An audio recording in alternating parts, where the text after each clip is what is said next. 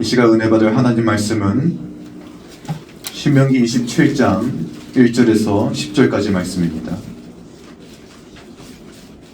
신명기 27장 1절에서 10절까지 말씀.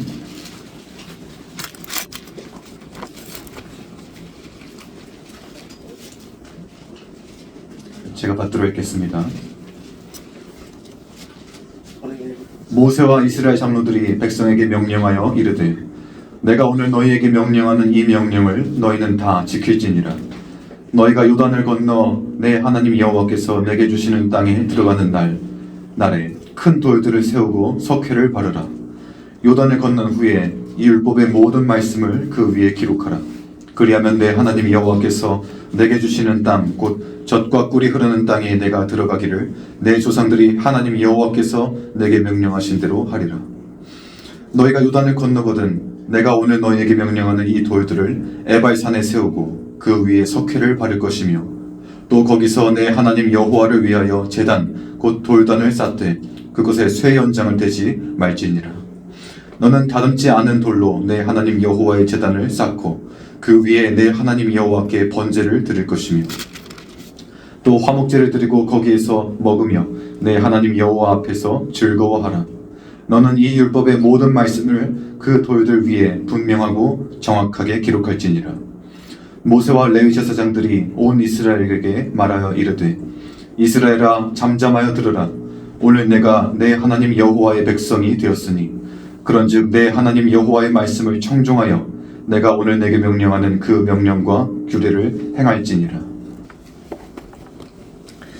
자, 오늘 본문은 이스라엘 백성들이 약속의 땅 가나안 땅에 들어가면 제일 먼저 무슨 일을 해야 되겠는가, 이걸 말씀하고 있습니다. 하나님의 약속의 땅, 젖과 꿀이 흐르는 땅 그 가나안에 들어가거들랑 너희는 처음으로 제일 먼저 저 에발산에 가서 거기에 하나님의 말씀비를 세우라. 이것이 너희가 제일 먼저 가나안 땅에서 해야 할 일이니라. 그것보다 먼저 할 일은 없느니라. 이렇게 말씀합니다. 우리나라 사람들에게는 백두산과 한라산이 유명하지요. 이스라엘 사람들에게는 그리심산과 에발산이 아주 유명합니다. 출애굽한 이스라엘 백성들에게 그 40년 동안 광야 생활할 때 하나님이 아주 자주 그리심산과 에발산에 대해서 말씀하셨습니다. 약속의 땅에 들어가면 그리심산과 에발산이 있노라. 너희가 약속의 땅에 들어가면 먼저 그 그리심산과 에발산에 가서 하나님의 율법의 말씀을 선포하라. 백성을 두 그룹으로 나누어서 한 그룹은 에발산 기슭에 세우고 한 그룹은 에발산 기슭에 세우거라. 하나님께서 율법의 축복의 말씀을 선포하실 때는 그리심산에 서 있는 백성들이 아멘 하고 화답하고, 하나님의 율법의 말씀에서 저주의 말씀이 선포될 때는 에발산 기슭에 선 백성들이 아멘 하라, 아멘으로 화답하라, 그렇게 여러 번 말씀하셨습니다. 이 말씀에 따라서 이스라엘 백성들이 요단강을 건너서 가나안에 들어갔죠. 그리고 그 가나안 길목에 있는 여리고성과 아이성을 점령했습니다. 그 후에 지체하지 않고 여호수아가 이스라엘 모든 백성들을 이끌고 이 그리심산과 에발산으로 갔습니다. 말씀대로 그렇게 했습니다. 하나님 말씀, 율법의 말씀을 여호수아가 다 낭독해서 선포하는데, 축복의 말씀을 선포할 때는 그리심산 기슭에 선 백성들이 아멘 화답하였고요. 저주의 말씀이 선포될 때는 에발산 기슭에 선 백성들이 아멘 화답하였습니다. 오늘 본문은 자연스럽게 우리에게 이런 질문을 던집니다. 하나님이 무엇 때문에 약속의 땅 가나안 땅에 들어가면 제일 먼저 이 하나님의 말씀비를 에발산에 세우라고 하셨을까? 이스라엘 백성들이 가나안 땅으로 오고 있다는 것을 가나안 땅에 사는 이 7 고민들이 다 이미 들었죠. 그래서 그들은 많은 병력으로 이스라엘 백성들을 막아보겠다고 만단의 태세를 갖추고 기다리고 있었습니다. 이건 무슨 말이죠? 가나안 땅에 들어가면 이스라엘 백성들에게 너무 급박하고 중대한 일들이 많았다는 겁니다. 그런데 하나님이 뭐라고 해요? 그럼에도 그런 데는 관심 다 끄고 너희가 가나안 땅으로 들어가거들랑 먼저 에발산으로 가거라. 거기에 하나님의 율법의 말씀을 돌에다가 다 기록해서 말씀비를 세우거라. 이것이 제일 먼저 해야 될 일이니라. 그렇게 말씀하는 겁니다. 그러니까 우리 하나님의 마음에는 이 백성들을 위해서 가나안 땅에서 가장 긴급하고 가장 중요한 일은 하나님의 말씀비라. 우리 하나님 마음에 그것이 있었습니다. 그래서 그리하라 그러는 겁니다. 이스라엘은 우리 남북한처럼 생겼습니다. 남북으로 길게 놓여져 있습니다. 그런데 그 지형이 이렇게 생겼어요. 저 북쪽에는 평야지대가 많고 남쪽에는 험한 산악지대가 많습니다. 그런데 이제 북쪽의 그 평야지대인 북쪽에서부터 시작해서 남쪽 끝까지 가려면 그 산악지대가 시작되는 이 시점에 와서 길이 동서로 갈라져 있습니다. 동쪽으로는 요단길이라는 그 낮은 지대의 길이 있고요. 저 서쪽으로는 그 지중해 길이 있습니다. 바닷길이라는. 그 두 길을 통해서만 남쪽 끝까지 이룰 수 있는 겁니다. 이 산지대가 시작되는 바로 첫 지점에 구리심산과 에발산이 있는 겁니다. 여기서 동서남북으로 길들이 갈라지는 겁니다. 그러니까 이 동서남북 어디서나 제일 먼저 보이는 것이 에발산과 구리심산이고요. 이것이 곧 이스라엘의 동서남북 교통의 요충지인 겁니다. 여기에 말씀비를 세우라는 겁니다. 어디서나 어느 방향으로 가든지 어느 방향에서 오든지 잘 보이는 곳에 구리심산 그 에발산에 말씀비를 세우라 그러는 겁니다. 이게 무엇일까? 이게 도대체 진짜 어떻게 생긴 걸까? 제가 경험할 수 있었습니다. 직접 여기 교회에서 보내주면 가겠습니다. 근데 교회가 개척된 지 13년이 지났는데 아직 보내주지 않아서 못 가서 에발산에 못 가봤습니다. 그러니까 성지순례를 한 번도 못 가봤습니다. 보내주면 가겠다니까요. 신학교 가기 전에 저기 남아프리카 공화국에 가봤습니다. 먼저 그 수도인 프레토리아에 갔습니다. 거기 가니까 그 프레토리아 동서남북에서 제일 잘 보이는 높은 언덕이 시내 중심에 있더라고요. 여기에 기념비가 세워져 있습니다. 큰 기념비가 세워져 있는데 부아르트 레케르 모니먼트라는 겁니다. 부아르트 레케르 모니먼트. 이건 아프리칸스입니다. 네덜란드어가 조금 변형된 말입니다. 부아르트 레케르 모니먼트. 들어가 보니까 그 기념비인데 얼마나 큰지 안이 이렇게 뮤지엄처럼 해놨더라고요. 돌아보는데 박물관, 그러니까 그 기념비 제일 높은 천종 가운데 중심에 요만한 구멍이 나 있습니다. 여기로 매해 12월 16일이면 햇빛이 완전히 그거 정중앙에 그 요만한 구멍의 정중앙에 다다르게 됩니다. 햇빛이 수직으로 요 기념비 밑바닥까지 딱 비추게 돼 있죠. 그런데 거기에 유리툴로 매습게 해놓고 큼직한 성경을 거기다 딱 펴놨습니다. 그러니까 남아공은 국경일이 12월 16일입니다. 남아공의 건국자들은 네덜란드계 청교도들입니다. 그들이 하나님의 신앙으로 이 나라를 세웠다는 거죠. 믿음으로 이 나라를 세웠다. 그것을 가시적으로 나타내기 위해서 그들의 국경일인 12월 16일 정오 때가 되면 그 기념비, 나라를 세운 기념비의 정중앙 창구로, 지붕의 정중앙 창구로 햇빛이 쫙 들어오게 해서 성경을 비추게 한 거예요.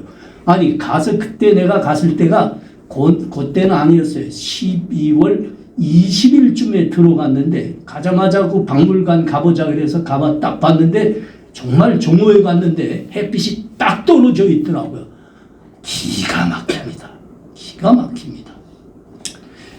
그들이 청교도들이었습니다. 하나님 신앙으로 좀 제대로 살아보려고 생각했던 청교도들입니다. 어떻게 그들이 건국을 위한 건국기념비를 그렇게 세웠을 수 있을까? 이 본문을 보니까 신명기의 이 말씀에서 그들이 영감을 받았다 저는 생각합니다. 하나님이 지금 이 말씀 하시는 겁니다. 가나안 땅에 들어가서 제일 먼저 너희가 할 일은 그것이다. 하나님의 말씀을 그 이스라엘 모든 곳에서 가장 잘 보이는 에발산에 세우거라. 자, 2절과 3절입니다. 너희가 요단을 건너 네 하나님 여호와께서 내게 주시는 땅에 들어가는 날에 큰 돌을 세우고 속회를 바르라. 요단을 건넌 후에 이 율법의 모든 말씀을 그 위에 기록하라. 그리하면 네 하나님 여호와께서 내가 주시는 땅, 곧 젖과 꿀이 흐르는 땅에 내가 들어가기를 내 조상들의 하나님 여호와께서 내게 말씀하신 대로 하리라. 이 말씀비를 세우라. 그리하면 너희가 그 땅에 들어가기를 약속하신 말씀대로 온전히 들어가리라. 그런 겁니다. 이 말씀을 원어로 보면 신속히 이 말을 행하라 그랬습니다. 가나안 땅에 들어가면 신속히 행하라. 모든 일보다 먼저 하되 신속히 행하라. 이렇게 말씀한 겁니다. 그러면 하나님께서 약속하신 그 젖과 꿀이 흐르는 땅에 너희가 온전히 들어가게 되리라.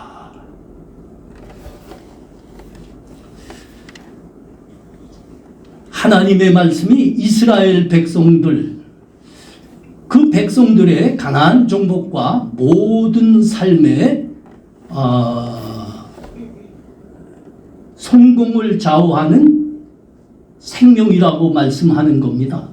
너희가 이 말씀을 붙들고 이 말씀대로 할 때 약속의 땅도 온전히 들어가게 될 것이며 그 땅에서의 삶도 하나님의 은혜와 복 속에 살게 되리라. 그러므로 말씀비를 먼저 세우라. 그렇게 말씀하는 거예요. 이게 하나님이 무엇을 행하라 할까?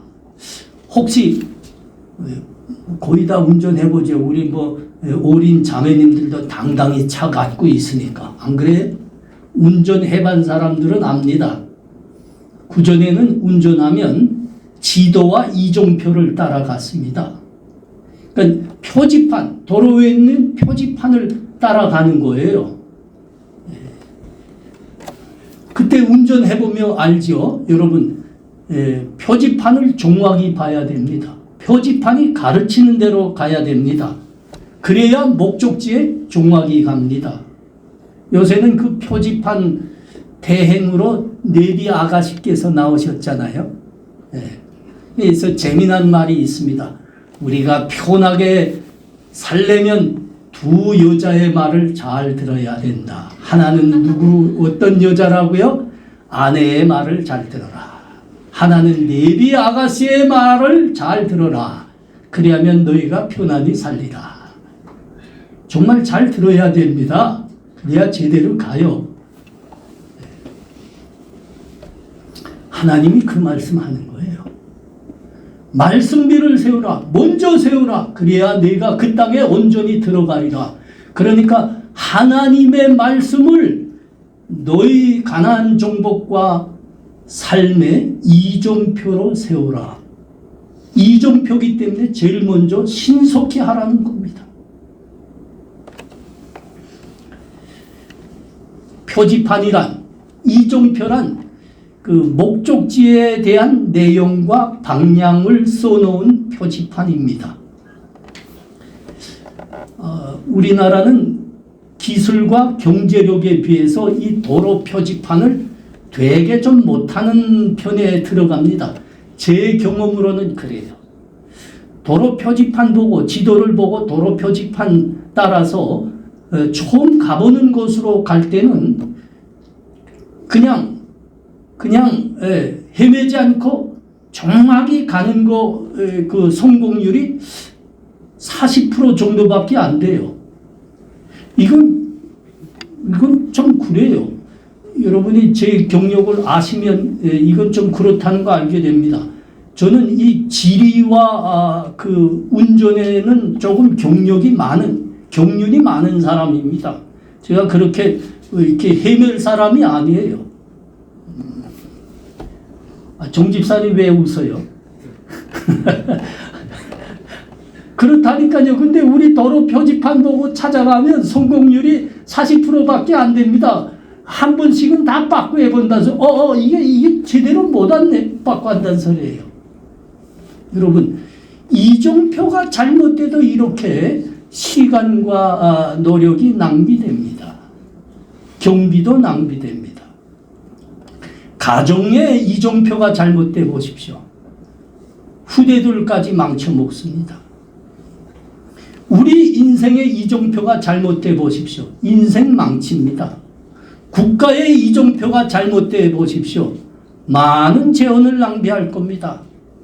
많은 사람들에게 고통을 줄 겁니다. 결국에는 잘못된 길로 갈 겁니다. 하나님의 선민 이스라엘 백성들에게 있어서 국가나 가정이나 개인의 삶의 이정표는 단연 하나님 말씀이라 하시는 겁니다. 말씀. 그 말씀을 어느 때 어느 곳에든지 붙들고 놓지 않고 행할 때 우리에게는 생명이 있게 됩니다. 그리고 우리의 삶에 은혜와 복이 임하게 되는 겁니다. 하나님의 약속입니다. 온 생을 하나님의 말씀을 삶의 이정표로 삼으셨던 분이 있습니다. 여러분 마태복음 4장에 찾아가 보십시오. 마태복음 4장 1절에서 4절입니다. 그때에 예수께서 성령에게 이끌리어 마귀에게 시험을 받으러 광야로 가사 40일 밤낮으로 금식하신 후에 줄이신지라. 시험하는 자가 예수께 나와 이르되 내가 만일 하나님의 아들이거든 명하여 이 돌들로 똑동이가 되게 하라. 예수께서 대답하여 이르시되 기록되었으되 사람이 떡으로만 살 것이 아니요 하나님의 입으로부터 나오는 모든 말씀으로 살 것이라 하였느니라 하시니. 우리 주님께서 공생애를 시작하시며 40일을 광야에서 금식하시며 기도하셨죠. 그때 마귀가 나타났습니다. 그리고 하는 말입니다. 하나님의 아들이 아니십니까? 이 돌들로 똑동이가 되게 하십시오. 이때 주님이 단호하게 하신 말씀이 이겁니다. 사람이 떡으로만 살 것이 아니요 하나님의 입에서 나오는 모든 말씀으로 살라 하였느니라. 여러분, 이것은 예수님께서 친히 내 삶의 이정표는 하나님의 말씀이다 라고 선언한 말씀입니다. 우리 주님의 삶의 이정표는 떡이 아니었습니다. 밥이 아니었습니다. 우리 주님의 삶의 이정표는 무엇이었을까요? 하나님의 말씀이었습니다. 40일을 금식하셨습니다. 정말 돌덩이가 똑덩이로 보일 때입니다. 근데 마귀가 그 시험을 해야 한 겁니다. 하나님의 아들이 아닙니까? 말씀 한마디만 하십시오. 이 돌들이 다 떡으로 될 겁니다. 근데 우리 주님이 그리하지 않으셨습니다. 너 무슨 말을 하냐? 사람이 떡으로만 살 것이 아니요 하나님의 입에서 나오는 모든 말씀으로 살 것이라 하였느니라. 여러분, 이 말씀을 우리가 좀 더 깊이 묵상해 보면 의아한 생각을 하게 될 겁니다. 누구나 그렇습니다. 의아한 생각을 하게 됩니다. 여러분, 우리 주 예수 그리스도는 곧 성자 하나님이십니다. 그분이 곧 말씀이십니다. 요한복음 1장 1절이 뭐라고 말씀하십니까? 태초에 말씀이 계시니라. 이 말씀이 하나님과 함께 계셨음에 이 말씀은 곧 하나님이시니라. 우리 주님이 성자 하나님이시라는 겁니다. 우리 주님이 곧 말씀이라고 선언한 말씀이죠. 그 마귀가 이렇게 접근했을 때 말이죠. 우리 주님은 이렇게 한 말씀 한 말씀으로 이렇게 대내면서 그를 상대할 필요가 없는 분입니다. 딱 한 말씀, 이 쌍놈의 마귀야, 살인자여 거짓의 아비야, 당장 저 영원한 불구덩이에 쳐 들어갈지어다 하면 끝입니다. 여러분, 끝입니다. 마귀는 그거로 영원히 끝입니다. 그런데 우리 주님은 그렇게 안 하셨습니다. 성자 하나님이시며 말씀 자체이신데 성경에 나오신 말씀 한마디 한마디를 가지고 그 마귀를 대적하셨습니다. 성경 한 말씀 한 말씀은 인용하면서 말이죠. 아니, 왜 그러셨을까요? 성자 하나님이신 그분이, 말씀 자체이신 그분이 왜 그러셨을까요? 그건 우리를 위해 그러신 겁니다. 이 세상을 믿음과 말씀으로 살아가야 될 우리들에게 삶의 이종표를 말씀으로 하고라는 본을 보여주시기 위해서 친히 그리하실 겁니다.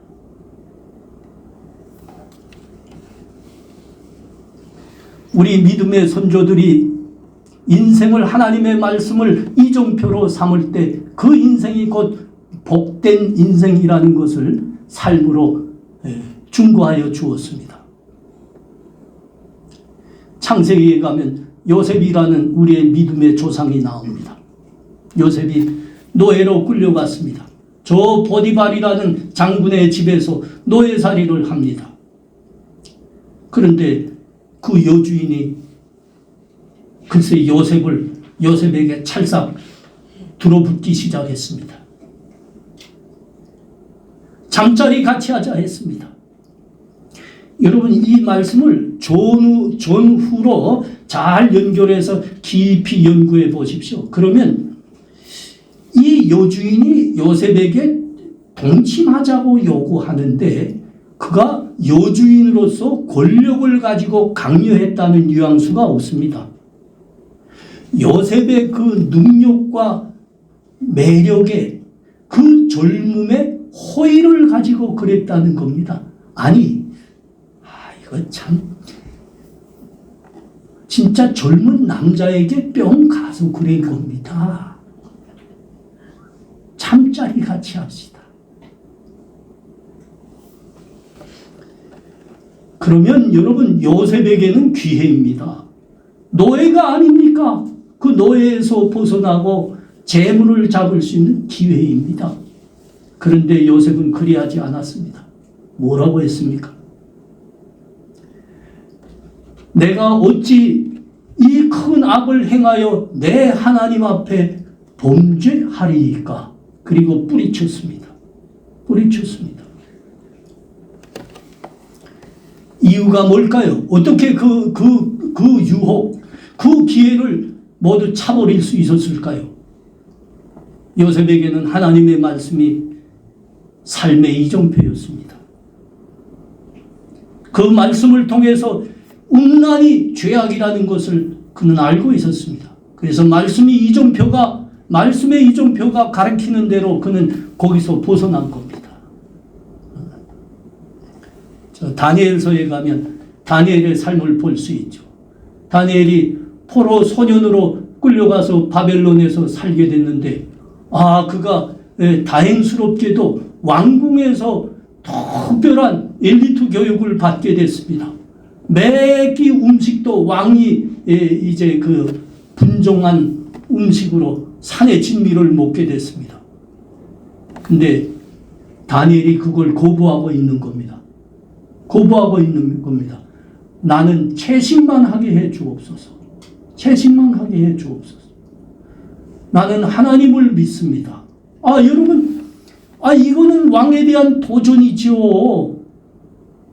포로 주제의 왕에게 도전한다. 여러분, 이건 생명이 위태한 짓을 하고 있는 겁니다. 그러나 그는 하나님의 사람으로서 용납이 안 됐습니다. 나는 채식만 하게 해 주옵소서. 여러분, 하나님의 말씀을 인생의 이정표로 삼은 사람들은 그 인생의 시작에서 삶의 첫 걸음에서 세상을 거스르는 것으로 해서 세상 문화를 따르지 않는 것으로 하여 박해를 받습니다. 핍박받습니다. 삶이 고단스럽고 손해가 많습니다. 그러나 여러분, 이것이 인생의 종착점이 아닙니다. 그것은 인생의 출발점입니다. 여러분, 요셉은 그래서 인생의 출발점이 감옥이었습니다. 다니엘은 사자굴이었습니다. 그러나 그게 인생의 종착점이고 인생 다가 아니었다고요. 어떻게 됐습니까? 요셉은 말씀을 이정표로 삼았기 때문에 그는 하나님으로부터 높임을 받았습니다. 그 큰 제국을 통치하는 통치자가 되었습니다. 하나님은 다니엘을 높여서 그 나라의 학자들과 지혜자들보다 10배나 더한 지식을 갖게 하셨습니다. 그리고 종래 그 나라를 통치하는 통치자가 되게 하셨습니다. 시작은 미약하였으나 나중은 창대하리라. 그 말씀은 여기에 써야 되는데 어떻게 살든 돈이나 벌어보자 이런데 왜 자꾸 걸고 있는지 모르겠어. 안 그래요? 그렇습니다. 시작은 미약하였으나 나중은 창대하리라. 이 말씀은 하나님의 말씀을 인생 삶의 이정표로 한 사람들이 간직해야 되는 말씀인 거죠. 여러분, 그 말씀 다 간직해요. 여러분이 만일 하나님의 말씀을 여러분 삶의 이정표로 삼는다면 시작은 미약할 겁니다. 고단스러울 겁니다. 그러나 나중은 창대할 것입니다. 우리 사랑하는 형제자매들, 여러분은 무엇을 인생의 이정표로 하고 있습니까? 한번 각자 좀 대답해봐요. 여러분의 인생 삶의 인생길의 이정표는 무엇입니까? 우리가 열심히 공부하고 회사에서 일하는 사람들을 가만 보면 자기 공부와 인생에 뭔가 모델들을 갖고 있는 걸 알게 됩니다. 종지용 우리 회장님, 우리 고향 사람이라지. 나도 우리 종지용 회장처럼 돈 좀 많이 가진 사람이 되리라. 열심히 공부합니다. 열심히 일합니다. 열심히 공부하고 열심히 일하지만 여러분, 그렇게 마음먹은 사람들의 인생 이정표는 돈입니다. 돈. 우리 고향 사람 누구는 어떻게 하다가 저 국회의원까지 됐는데 나도 열심히 하고 그 권력자들과 잘 어울리다 보면 나도 그렇게 되겠지. 이건 권력이 명예가 인생의 이정표가 된 거죠. 나는 돈 많고 잘생긴 남자 만나서 결혼하리라. 이건 뭘까요? 이건 이성이 인생의 이정표가 된 겁니다. 여러분, 슬프고 불행하게도 이거 인생 잘못 사는 겁니다. 그래서 인생이 펴는 게 아니기 때문입니다. 인생 이정표가 뭘로 되어 있어요? 돈, 권력, 이성. 여러분, 돈을 인생의 이정표로 삼은 사람 치고 돈 많이 번 사람 거의 없습니다. 대개는 사기꾼이 돼요. 사기꾼이 돼요. 도둑놈도 됩니다. 그러다 감옥 간 사람들 꽤 돼요. 제가 여러분보다 인생 많이 살아봤잖아요. 경험했다니까요. 권력을 인생의 이정표로 삼은 사람들은 대개는 그 권력 자리에 올라가기 전에 협잡꾼이 됩니다. 협잡꾼.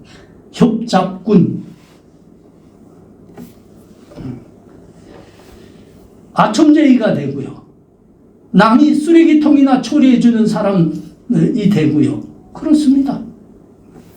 이성과 쾌락을 인생의 이정표로 삼은 사람들, 이거 불행합니다. 요새 그 살인이 많이 나죠. 대개는 여기서 옵니다. 저희 친구도 그렇게 돼서 감옥에 갔습니다. 여러분, 인생은 그렇게 간단하고 호락호락한 것이 아닙니다. 그렇게 바라고 애쓰면 이루어진다. 이거 인생 아닙니다. 인생의 현실이 그렇게 안 돼요. 여러분, 내가 간절히 바라고 애쓰기만 하면 이루어진다 하면 이 땅에 가난뱅이 없습니다. 병자도 없습니다. 빈익빈 부익부라는 말 자체가 사라집니다. 인생은 간단하지가 않고 호락호락하지도 않고, 그래서 하나님께서 뭐라고 말씀합니까? 너희 인생의 이정표를 하나님의 말씀으로 삼아라. 그래서 하시는 말씀입니다. 하나님만이 우주 만물의 창조주이시니라. 하나님만이 만물의 생사화복의 주권자이니라. 그러므로 너희는 하나님의 말씀을 따라가보라. 그럴 때만 너의 삶에 생명이 있고 은혜와 복이 너희를 인도한단다. 우리를 지으시고 만물의 생사화복의 주권자가 되시는 하나님의 말씀입니다. 인생의 이정표를 하나님의 말씀으로 삼으라. 하나님으로부터 제일 많은 은혜를 받았던 다윗이 한 고백을 들어보십시오. 주의 말씀은 내 발의 등이요 내 길의 빛이니이다. 그러므로 내가 주의 계명들을 곧 많은 순금보다 더 사랑하나이다. 다윗은 하나님의 말씀을 인생의 이정표로 붙들고 산 사람이라는 겁니다. 그의 고백이죠. 그의 삶의 은혜와 복이 그토록 많이 임한 것은 그 이유 때문입니다. 그 이유 때문입니다. 저 미국의 켄터키 호젠빌이라는 곳에 가면 링컨의 고향이죠. 에이브라함 링컨의 고향. 그 링컨이 살던 집이 그 박물관으로 되어 있습니다. 하도 가난하게 산 사람이기 때문에 그 뭐 집에 들어가 보면 뭐 볼 게 하나도 없어요. 뭐 가진 게 있어야 뭐 보존도 해놓죠. 근데 그 가운데 그 온 가족이 그렇게 사랑하며 보았던 손때 묻은 성경이 아직도 보관되어 있습니다. 링컨은 정말 가난해서 학교라는 건 1년밖에 못 다녀봤습니다. 그러니까 자연히 성경만 많이 읽게 됐지요. 링컨처럼 미국에서 그렇게 큰 존경을 받고 인정받는 정치인은 없습니다. 가장 사랑받고 존경받는 대통령으로 되어 있습니다. 그 미국에서 대통령을 제일 장기간 한 사람 루즈벨트죠. 4임기나 했습니다. 4임기. 이 루즈벨트가 한 말입니다. 링컨은 성경 한 권으로 이루어진 사람이다. 그는 성경에서 배운 진리를 실생활에 적용해 일생을 도할 나위 없는 영광스러운 것으로 만들었다. 언젠가 미국의 한 기자가 멕시코 대통령에게 질문했다고요. 아니, 북미와 남미의 차이는 도대체 뭡니까? 그 대통령이 대답했습니다. 각자 소원이 달랐습니다. 북미의 청교도들은 하나님을 위하여, 신앙을 위하여 하나님 찾아 신대륙으로 왔고요. 남미를 찾아온 스페인 사람들이나 포르투갈 사람들은 금을 찾아왔습니다. 그것으로 북미의 천교도들은 하나님도 만나게 됐고 금도 갖게 됐습니다. 그러나 자기의 삶을 위해서 금만을 찾아왔던 남미의 스페인 사람들과 포르투갈 사람들, 지금 남미지요. 하나님도 만날 수 없었고 금도 가질 수 없었습니다. 여러분, 이거 큰 교훈이 있는 이야기입니다. 큰 교훈이 있는 이야기. 저 큰 나라 미국 사람들의 안목으로 보면 이 나라는 야구공보다 작은 나라입니다. 야구공보다 작은 땅 위에 남과 북이 존재합니다. 그런데 여러분, 남한은 이제 세계의 선진국입니다. 경제 10대 강국이고요. 많은 나라들을 도와주는 나라입니다. 그런데 우리가 1년에 음식물 쓰레기를 처리하는데 2조 원을 쓰고 있고요. 남은 쌀을 보관하는데 2조 5천억 원을, 1조 5천억 원을 쓰고 있습니다. 그러니까 3조 5천억 원을 저 굶주리는 북한에다가 보내만 준다고 하면 북한 사람들 굶어 죽을 사람 한 사람도 없습니다. 아마 배불리 잘 먹고 잘 살 겁니다. 북한은 얼만큼 비참하게 됐습니까? 우리가 아프리카 사람들 도와주자 굶주리고 있다, 병들어 있다 자꾸 말하는데 북한은 왜 안 말하는지 모르겠어요. 사실은 저 아프리카보다 북한이 훨씬 비참하고 가난하고 굶주리고 병든 나라입니다. 왜 그렇게 됐습니까? 멕시코 대통령이 이야기했던 것처럼 소원이 달랐습니다. 소원이. 인생의 첫걸음이 달랐습니다. 여러분, 북한의 공산정권이 세워질 때 그들이 애국가를 만들어서 불렀습니다. 양해하고 들어주시기 바랍니다. 아침은 빛나라 이 강산 인민의 뜻으로 세운 나라 한없이 부강하는 이 조선 길이 받두세. 이게 북한의 목적이 담겨져 있는 애국가입니다.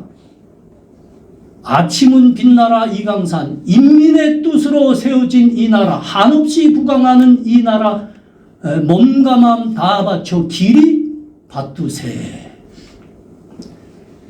우리나라는 어떻게 되었습니까? 우리나라는 이 땅에 자유와 민주주의 나라를 세우면서 우리도 애국가를 힘차게 불렀습니다. 우리 애국가 다 아시죠? 동해물과 백두산이 마르고 닳도록 하나님이 보호하사 우리나라 만세. 여러분, 시작이 달랐어요. 소원이 달랐고 이정표가 다른 거예요. 북한은 공산주의 이념 때문에 사람이 다 한다. 사람이 주인이고 사람이 물질만 만들어내면 이 나라는 부강한 나라로 세워질 거다. 이게 그들의 애국가입니다. 그들의 이념이고 그들의 이정표입니다.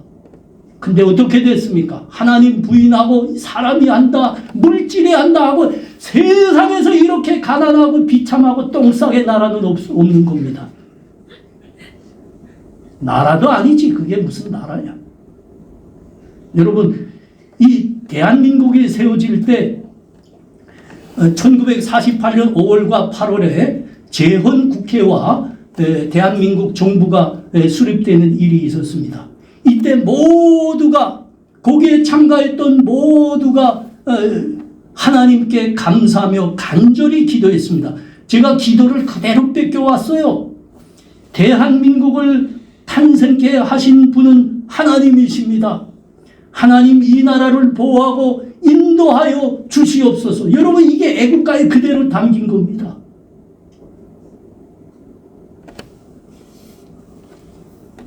여러분, 하나님이 보호하시고 하나님이 인도하시기를 간절히 바라며 기도했던 우리 믿음의 선진들의 그 소원대로 이 나라는 부강한 나라가 됐습니다.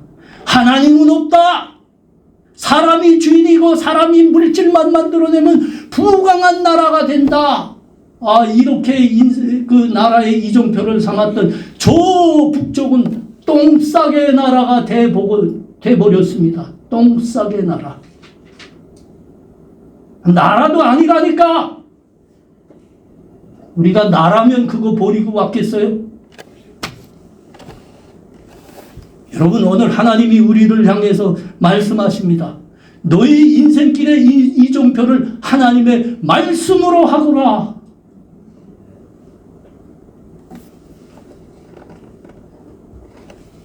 우리 사랑하는 성도님들, 하나님의 말씀을 인생의 이정표로 삼으시기 바랍니다. 말씀의 이정표가 우리의 인생을 생명과 복과 영광의 길로 인도하실 겁니다. 이 자리에 모리 숙인 우리 사랑하는 성도님들과 하나님의 젊은이들, 인생의 이정표를 하나님의 말씀으로 하는 은혜가 다 함께 하시기를 축원합니다. 아멘. 우리 다 함께 기도해요. 기도할 때 이렇게 합시다. 하나님, 귀한 말씀입니다. 우리 하나님의 백성 이스라엘 백성들에게 하나님 약속의 땅에 들어가 제일 먼저 하나님의 말씀비를 이스라엘의 이정표로 세우라 했습니다. 하나님, 하나님의 말씀이 우리의 인생의 이정표가 되게 하시옵소서. 우리가 어디서 무엇을 하든지 하나님의 말씀 붙들고 살아나가는 인생 되게 하여 주옵소서. 하나님 말씀을 인생의 이정표로 한 우리들에게 하나님의 생명과 은혜가 함께 하실 줄 믿습니다. 우리 다 함께 우리 목소리 내서 하나님께 간절히 기도하겠습니다. 하나님 은혜를 감사합니다. 이스라엘 백성들이 광야 생활을 다 마치고 약속의 땅 젖과 꿀이 흐르는 땅에 들어갈 때 하나님 친히 말씀하십니다. 너희 가나안 정복과 인생의 이정표를 말씀으로 하거라. 그 말씀비를 에발산에 세우거라. 하나님, 그렇습니다. 우리의 인생의 이정표가 하나님의 말씀으로 삼도록 하여 주옵소서. 하나님의 말씀에만 생명이 있고 하나님의 은혜와 복이 깃들어 있습니다. 하나님, 이 말씀을 인생의 이정표로 삼아 우리가 하나님 약속으로 하나님의 생명과 은혜와 영광 속에 사는 하나님의 자녀들 되게 하여 주시옵소서. 예수님 이름으로 기도합나이다. 아멘.